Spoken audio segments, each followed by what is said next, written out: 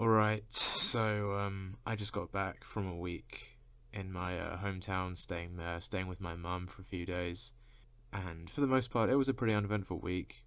Not a lot happened of note. The reason I went there was because I wanted to get a doctor's appointment, and I figured, I might as well just go down. And while I was there, I did that. And the reason I had this doctor's appointment is because for a long time now, I mean, I've talked about this before, but I've had a really messed up nose. It's just really fucked up there, and I don't know exactly what's wrong with it. But I was doing some research and I was looking into this stuff, and there was stuff like deviated septum, stuff like polyps apparently is also a thing. I heard about. My mum was saying, oh, at her job, she's like, I was talking to someone at work and someone said it might be there, and I have no idea, maybe it is. But anyway, I thought, I might as well go to the doctors while I'm down there. And I also got a haircut, actually. I'm not even going to talk about that for too long, because my hair looks basically identical to how it did before I got it. But it's been like 9 months. I mean, since I moved out, I hadn't got a haircut, so I figured, while I'm down, I might as well do that. And, like I said, I can make a whole other video on looks maxing with hair and, like, growing your hair out to cover up your features. But, I mean, maybe I'll do that in the future. But anyway. But yeah, anyway, as always, I got the train home, and it's a couple of hours on the train, the Subhuman Express, as I call it.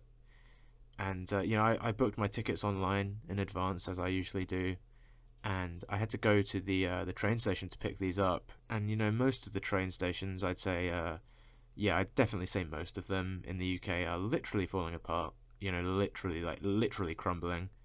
So I go to the train station, and they have these little machines that you use to pick up the tickets, and it wants like my card for some reason that I used to buy the tickets online. I don't know why it needs that, but whatever, I put it in, and it gave me a little code on this email. So this is important. I got an email with a code for the ticket, so I put in the code, and it was like recognizing it. It wasn't saying like denied or anything, but the ticket just wasn't coming out. And I figured I could go to like the desk and ask for help or something, because obviously nothing ever just works for me. It has to like have like an error or something. But as I was standing there, from where I was standing at the machine, I could see the platform, and I saw my train pull up. And so it's a long journey. It's not the kind of train that arrives every 5 minutes, right? So I knew like, well, it's a fat load of good getting this ticket is going to do me if I don't even get on the train. So I was like, well, whatever, I'll just explain it to them, I guess. But I got to get on the train, right? So I got on. And I got my seat and stuff, and it was a ticket with a pre-booked seat, and there was someone already sitting in my seat as well, and I was like, this is my seat, and they were like, oh, no worries and stuff, and then they left, and it's like, why were they, did you not get a ticket? Like, why, anyway, whatever, it doesn't really matter. But this guy started coming down the aisle, this, like, ticket inspector guy, one of the workers, and this guy was really, like, he was, like, perfectly round. He was really bloat maxed, like, really round. It was like that scene in Indiana Jones where the boulder is, like, rolling through, like, the temple, and he has to, like, run away from it. That's, all the people, like, ducking into the seats so this guy could get past is basically what it looked like. And he got to me, and he was like, ticket, and I didn't tell him. I figured, like, well, I won't just tell him, like, oh, I've lost my ticket, but I showed him my email receipt, and he was looking at it, and he was like, well, I can see that you've purchased a ticket, but this doesn't count and stuff. You need to get like another ticket or something. And it's like, he had a bit of an attitude with me, and like, I get it, like, it's not even my fault really, but that's not even, that's like whatever, that's neither here nor there.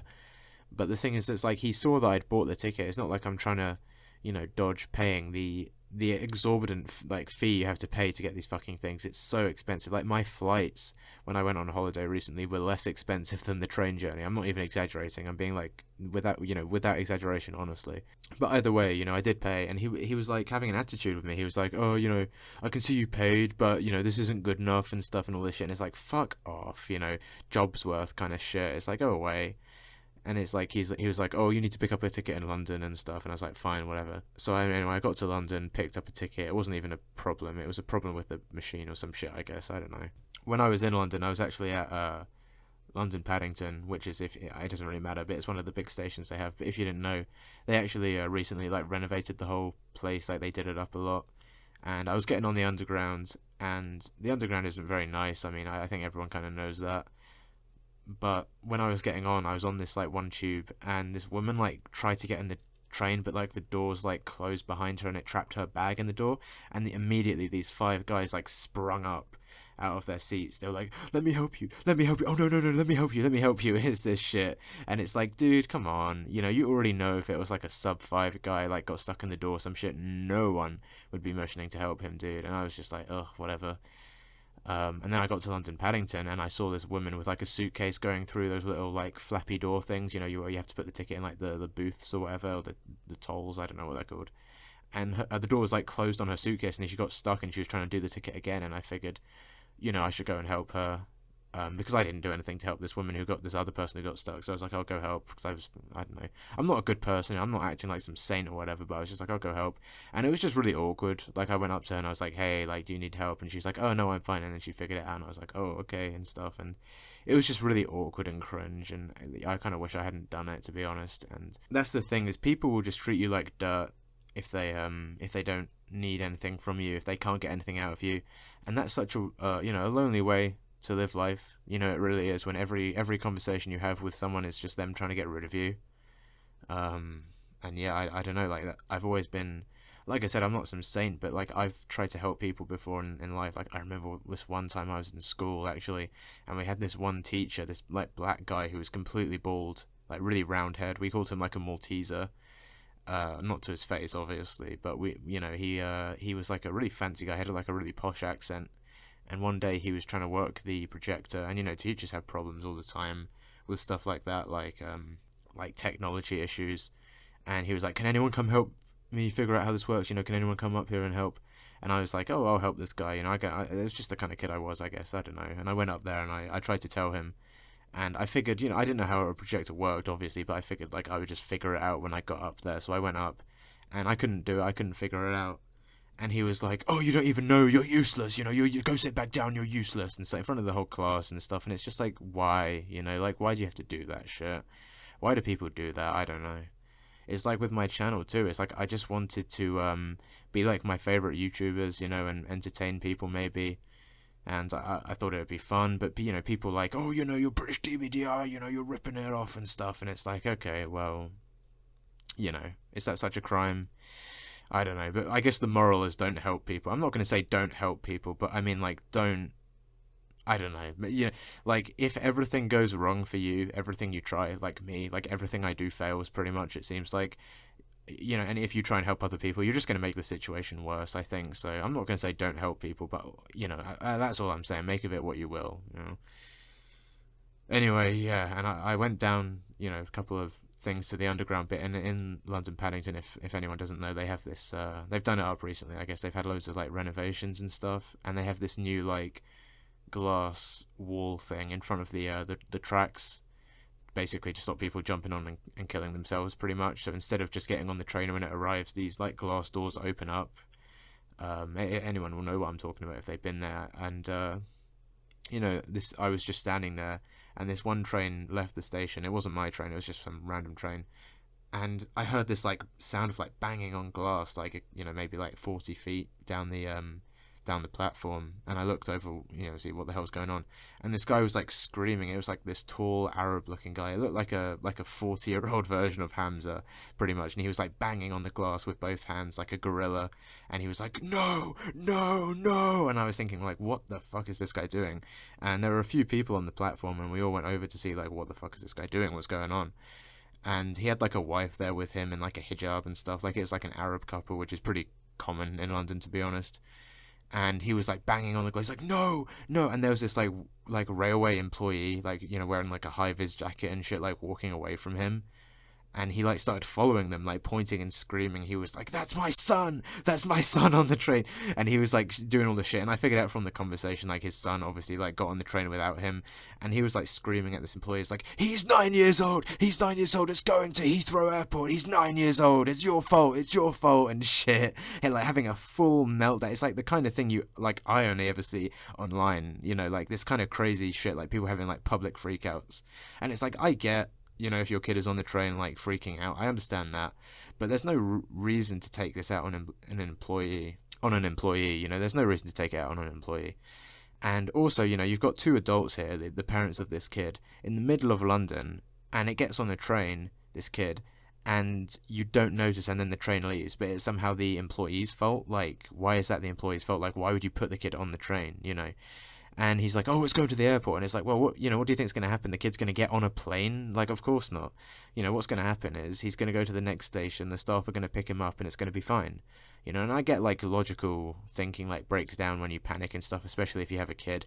But it's just, like, there's no reason to take that out on an employee, and that's my point as well. It's like, people will treat you like dirt if you have nothing to offer them, and if you are an employee, if you're like a worker at a place like this, a railway station or like a retail kind of shit, anything like that, you are the definition of worthless to these people, to the members of the public. Like, they literally will only view you as a tool to get what they want. That's just how they see you. And I'd see that all the time, especially with old people, like whenever I was at the cash register and I was just like, would ring people up, like if it was ever like some boomer coming in the line, like to me, I'd always think like, why me? Because you always know they're going to say some rude shit. Like, I remember I had this one old woman and I was like counting out coins for her. Like, she was paying in exact change, but she got it wrong and I was counting it out. And I was taking too long for her, I guess, and she was like, oh, you didn't do very good at maths, did you? You're not very smart. And it's like, what the fuck is your problem, And they like, you see that, it's the sense of entitlement, especially old people have, but a lot of people in general, like this guy has, they think it's okay to talk like that to a human being. They talk like that to them as if they are literally an object to them, because that's all they are. They're just a utility to get what they want.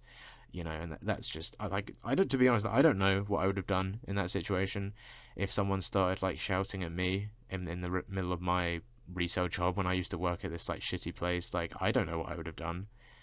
I think, because I don't handle pressure well at all. I really don't. I think I'd probably have just, like, frozen up and not even, like, just stood there like it's not said and not been able to even move, probably. I don't know. I really have no idea. Like, thank goodness I've never been put in that situation. Like, yeah, I've had people be rude to me, of course, but like never something that bad, like, holy shit, dude, that was rough, dude. I would have hated to be, I felt sorry for that worker, to be honest. Just embarrassing. Anyway, yeah, we got on this train, well, I did anyway, and a couple of other people, and it was really, like, packed. It was like those trains you see in, like, China and India and shit, where they just, like, ram people on. It was like, shoulder to shoulder. I was, like, straddling my suitcase and shit, standing in the middle of this, like, train. On the train, there was this, like, one woman, this short woman, and she started, like, I assume her boyfriend, I hope for his sake that he wasn't her boyfriend, but it looked like he was, and she was, like, yeah, like a short woman, like, about 5 foot, I'd say, and she was, like, mouthing off, and in my experience, maybe this is bullshit, but I don't know, it's certainly been what I've seen, it's always the shortest women that are the most, like, rude and, like, feisty and stuff, and they've just got such an attitude problem, they just mouth off thinking that no one's ever going to say anything back to them. And for the most part, they're right. Like, no one ever really does. And this woman was saying to this guy, like, I'm going to fall. No, I'm going to fall. Someone needs to help me, because if someone nudges me, I'm going to fall. I can't handle it. And it's just like, okay, we're all in this sardine can together. What do you think makes you so special? That, that, like, anyone's supposed to care? Like, you're saying this to your boyfriend, like, he's in the same situation as you. Like, what do you want him to do about it? And it's just like that. Just female entitlement, especially short women, like I said, like, just, I don't know. And yeah, and we started, like, rolling down the track, and this guy, like, right in the middle of the carriage, this, like, black guy with, like, this really dirty, like, red shirt on and, like, dreadlocks was standing there, and he started going, like, like he was about to be sick, like, retching kind of thing. And he was, like, his whole body was, like, rippling, like a, like a flame or something. Like, he was, like, he's, like, hunched over and shit. And, like, the minute he started retching, like, everyone in the whole carriage, like, their eyes are locked on this fucking guy, because there's nowhere to move, there's nowhere to go. I mean, even on a train, it's pretty bad. Like, to be honest, I've been sick on trains before, and, it's not nice, but at least you can go somewhere. But here we're on this train, everyone is shoulder to shoulder, literally packed in, there's nowhere you can go, and to be honest, there were a few people in between me and this guy. Like, I had some, like, buffers between me and him. Like, he wasn't going to be sick on me. But I saw there were, like, 4 people around him, like, standing right next to him. And they were just, like, it was like the look in their eyes was, like, they were terrified. It's like standing next to, like, a suicide bomber or something. Like, you're fucked, like, if he is going to be sick, there's nowhere you can go. And people were saying to this guy, like, drink water, dude, drink water. And he was like, no, I'm fine and stuff. And it's like, no, dude, they don't care about you feeling better. They don't want you to be sick. Although, to be honest, I think drinking water when you're actually about to be sick is only going to make it worse. I think if you feel unwell, water may help, but if if it's going to come, it's going to come, and just hold it down until you get off the train, I think. And he was like, oh, I'm going to get off at the next station. It's like, well, anyway, I would not even get on a train if I felt that sick, but whatever. And he wasn't sick in the end that I saw anyway. He got off, and maybe he was sick somewhere else, but it wasn't my problem. So yeah, he like ran off the fucking train, and that would have been embarrassing for him too. Holy shit, that would have been really rough to be sick in the middle of a, holy fuck, dude. I don't know, that would be brutal. But anyway, yeah, and I finally got home, and yeah, like I said, like the whole reason I wanted to go home was to get this like doctor's appointment, and you know, my mum picked me up from the train station, and I was talking to her in the car on the way home, and I was saying like, hey, you know, I got this like appointment, and my mum had said to me like, you know, we can get like a surgery booked for like the same day as you have this doctor's appointment, so you can, if there's something wrong with your nose, we can figure it out. And well, that's what I thought she said anyway, but it turns out she meant you can get a referral to some like other place to do it, but you can't get the surgery the same day. And I was straight away like not even there for like 5 minutes, and I was already disappointed because I knew my nose like wasn't going to be fixed. But you know, you have to call up the doctors like so early, like the phone lines open at like 8 a.m. I think, and you have to call like straight away, otherwise you don't get through. The state of like the healthcare is like fucked, to be honest. But anyway, and yeah, I booked this appointment though successfully, went along to it, and I was waiting in this, you know, little waiting room at the doctor's, and it's just a GP, you know, it's nothing fancy. But I went there, and they had all these little like TVs on the wall playing like adverts and stuff, and it was like, you know, get tested for STDs today and stuff, and it's just like that's rubbing salt in the wound, you know, while I'm waiting here for this shit. And yeah, anyway, this doctor came out to see me. Actually, it was like this little office, and you know, they call you in when they're done with their other patient, and the patient before me came out, and it was this like blonde woman, I'd say in her 30s. She had two kids with her. One was walking like at the side of her like leg, like holding onto it. The other one she had in her arms, and they were both like mixed race kids, you know, no father in sight. That's all I'm gonna say. I'm not, you know, I ain't got nothing else to say. I'm just saying, you know, people say this internet shit isn't real, but I mean, it kind of is. And yeah, she walked out of there, and I went in, and I sat down, and it was this like low tier Becky like nurse, I assume, because she was around my age too. Like you know, it's not that I think like women can't be doctors or some shit like that. I'm just saying like she looked really young to be a doctor, but like, I don't know. And she was like speaking in like, she was like really spurgy actually. She had like a really like dry, emotionless voice, and I get they're kind of meant to do that, I assume, but it seemed she seemed like really like autistic and stuff, to be honest. Like a female Dr. House sitting across from me, and she was just like, so what seems to be the problem? And to be honest, that's the last kind of person I wanted to talk to, like a woman like that. Just because it's kind of embarrassing. Like I don't want her looking up my nose, but I just said to her, you know, like I can't breathe through my nose. Like it's not allergy, like I have allergies, but it's not allergies because I have it all year round. It's not just hay fever, and you know, it keeps getting worse. It's like pain. I have really like painful headaches. It keeps me up. Like I have like having, you know, problems sleeping and stuff. And she asked me like some questions. She was like, do you get nosebleeds? And I was like, no. And she was like, do you snore? Like, does anyone tell you that you snore? And I was just thinking in my head, it's like, who the fuck is going to be telling me that? You know, no one's going to be aware. And I just said like, I guess, I don't know, because I mean, I think I do, but I have no idea really. No, you know, obviously no one's going to fucking tell me that.